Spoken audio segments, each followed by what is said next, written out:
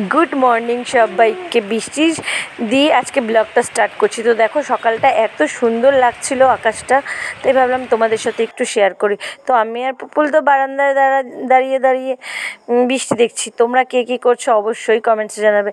तो आजके हच्छे शनिवार और एखन बाजे 10टा। तो एखन थेके आमी आमार ब्लगटा स्टार्ट करछि। तो देखो आरेकजनके केमन चुप करे आछे, खूब भालोबाशे एरकम करतेओ। एत बृष्टि होच्छे बाइरे और आज के तो उपास, नाहले खिचुड़ी खावा जेत। बोलो बृष्टि पड़ले तोमादेर कार कार खिचुड़ी खेते भालो लागे अवश्यई सेटाओ कमेंट्से जानाबे। देखो कि जोर बृष्टि पड़छे, सारा दिन बृष्टि हয়েই যাচ্ছে।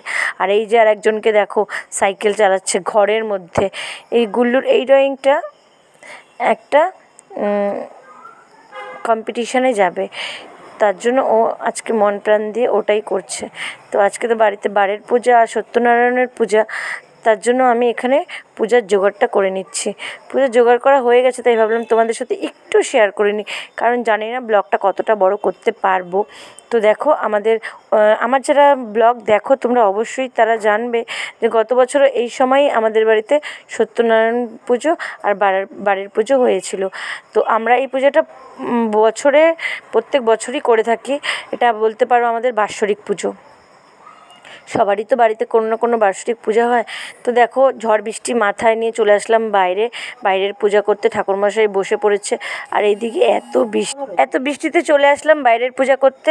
তো চলো ভিডিওটা ভালো লাগলে অবশ্যই একটা লাইক করো।